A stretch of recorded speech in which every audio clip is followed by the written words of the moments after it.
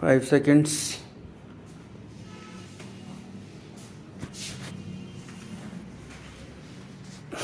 I feel it a great honor to inaugurate this memorable session of the World Forestry Congress.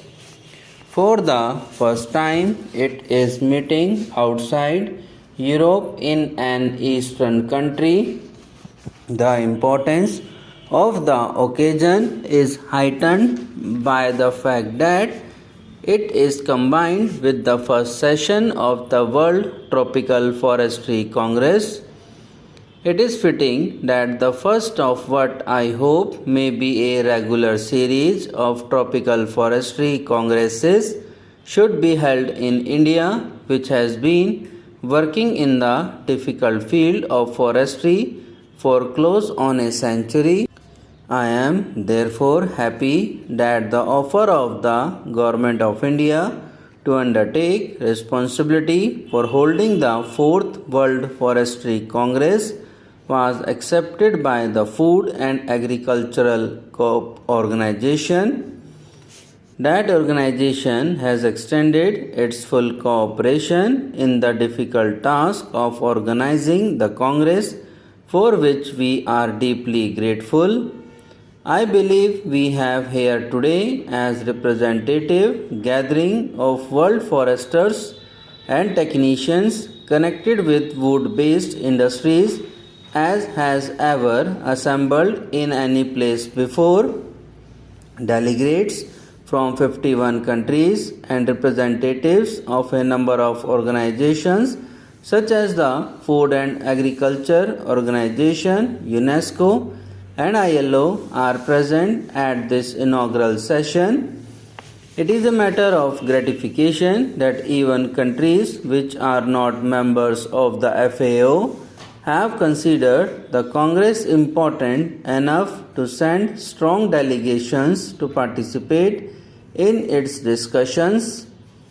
In the name of India, I extend to all the members of the Congress a most cordial welcome. Many of them have taken part in the excursions which were organized in the different parts of the country. I hope they have been able to see something of our forestry activities and of the art and culture of this ancient land. It is appropriate, I think, that the Congress meets at Dehradun, which is universally recognized as the headquarters of Indian forestry.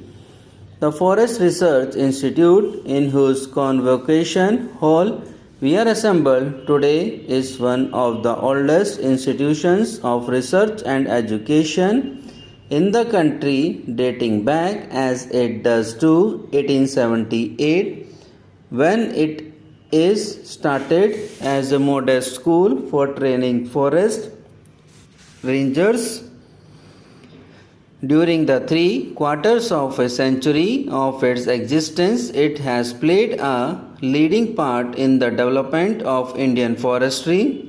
I believe its work is not unknown in international forestry circles for the betterment of a forestry infrastructure.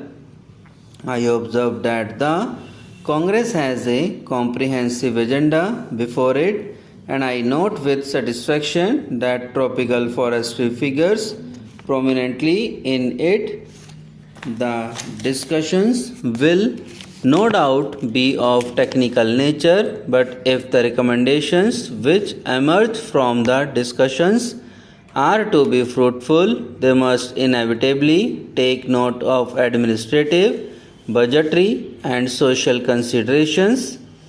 Forestry is not an end in itself as an aspect of land utilization. Its value and significance are exactly in proportion to the sustained contribution it makes to human welfare tangibly and directly through the produce that comes out of the forest, and subtly and indirectly by protecting the soil and conditioning the climate, thereby sustaining the physical basis of life. Forests also provide a refuge and home for wildlife. In the end, they have a great recreational and aesthetic value. In India, the forests are closely bound up with our religious and spiritual heritage.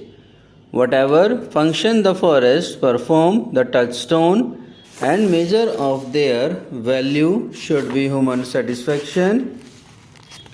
Wood is essential for human life as fuel, as a versatile structural material, and as raw material of many products which are indispensable to modern life.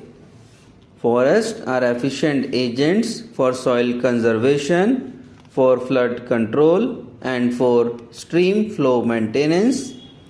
In principle, it should not be difficult for any country to work out the proportion that forest should occupy in its territory and the manner in which they should be distributed so that they may yield in full their productive and protective values.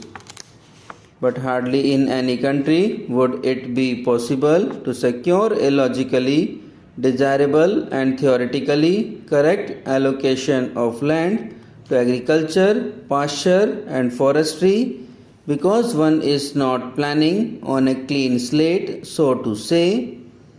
In an ancient country like India, the pressure of the human and cattle population on the soil makes the problem of obtaining sufficient land under forest one of peculiar difficulty. An approach to the target fixed can often be made by afforesting wastelands, by rehabilitation of waste woodlands, and by encouraging village forestry. There are, however, limits to what can be done in these directions. Every country has to strike a balance between the competitive claims of agriculture, animal husbandry, and forestry for use of the land for productive purposes, and this balance must in the last resort be based on considerations of what is practically possible in a given set of conditions rather than on what may be theoretically desirable. In the older countries, it may happen that the area under forest plus the area available for afforestation is less than what is considered the desirable minimum. Now, subscribe now and press the bell icon. Never miss an update.